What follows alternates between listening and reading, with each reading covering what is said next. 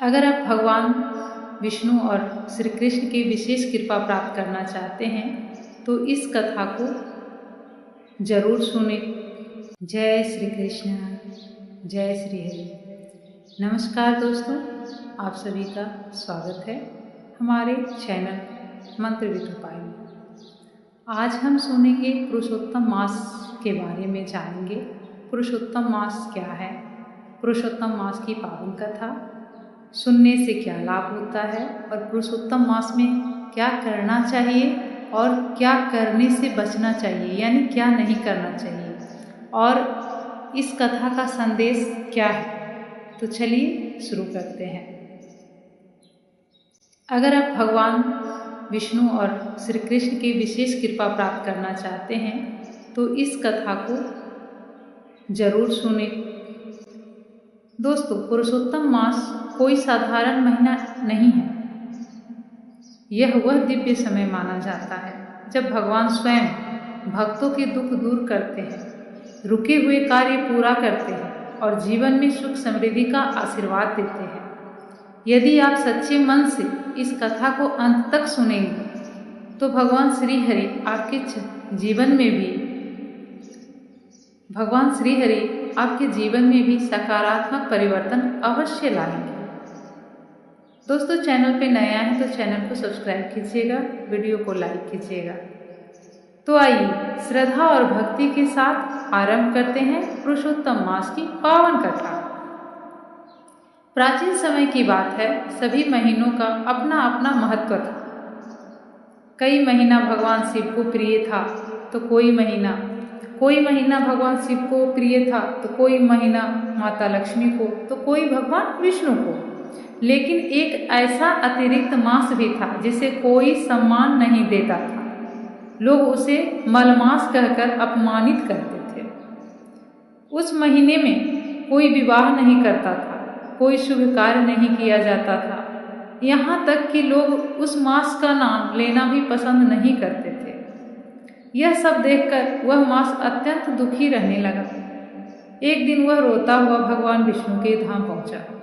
उसने हाथ जोड़कर कहा, हे प्रभु, सभी महीने सम्मानित हैं, लेकिन मुझे कोई नहीं पूछता।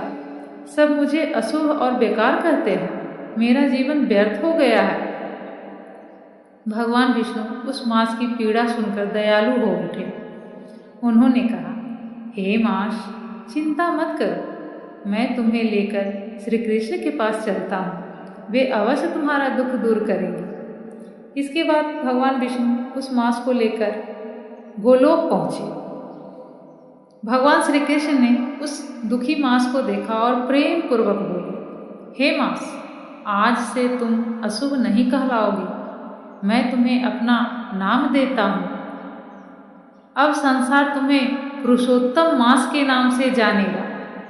भगवान श्री कृष्ण आगे बोले, जो भी भक्त इस महीने में सच्चे मन से भक्ति करेगा, दान करेगा, व्रत रखेगा, जो भी भक्त इस महीने में सच्चे मन से भक्ति करेगा, दान करेगा, व्रत रखेगा, गीता का पाठ करेगा और मेरा नाम जपेगा, उसे कई गुना पुण्य प्राप्त होगा।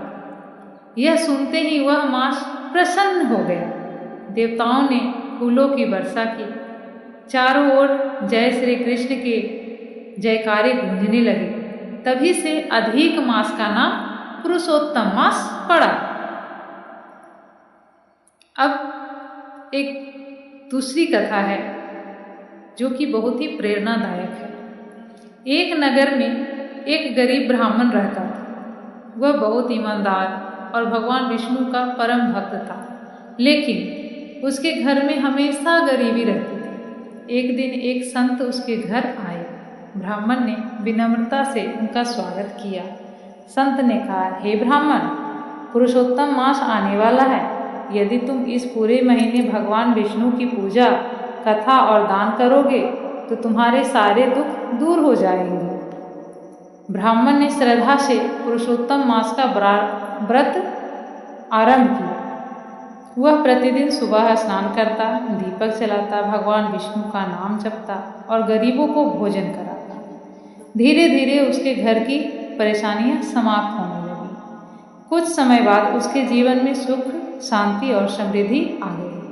तभी से लोग पुरुषोत्तम मास में विशेष पूजा और कथा करने लगे। अब जानते हैं पुरुषोत्तम मास में क्या करना चाहिए। इस पवित्र महीने में भगवान विष्णु और श्री कृष्ण की पूजा अवश्य करें। ओम नमो भगवते वासुदेवाय मंत्र का जाप करें। गीता और विष्णु सहस्त्रनाम का पाठ करें। तुलसी जी को जल अर्पित करें। दीपदान करें। गरीबों और ज़रूरतमंदों को भोजन कराएं। दोस्तों, क्या नहीं करना चाहिए उसे जानने से पहले चैनल को जरूर से जरूर सब्सक्राइब करें। तो पुरुषोत्तम मास में क्या नहीं करना चाहिए। किसी का अपमान ना करें। किसी का अपमान न करें। झूठ और क्रोध से दूर रहें। तामसिक भोजन से बचें। नकारात्मक सोच से दूर रहें। अब जानते हैं कथा का संदेश क्या है। दोस्तों, यह कथा हमें सिखाती है कि जिसे संसार ठुकरा देता है, भगवान उसे भी सम्मान दे सकते हैं। सच्ची भक्ति कभी व्यर्थ नहीं जाती। पुरुषोत्तम मास में किया गया छोटा सा पुण्य भी कई गुना फल देता है। यदि आप चाहते हैं कि भगवान विष्णु और श्री कृष्ण की कृपा आपके परिवार पर बनी रहे तो कमेंट में अवश्य लिखें जय श्री कृष्ण, जय श्री हरि। वीडियो पसंद आया तो लाइक करें, शेयर करें और चैनल को सब्सक्राइब जरूर करें। मिलते हैं अगली दिव्य कथा में। तब तक के लिए जय श्री हरि, जय श्री कृष्ण।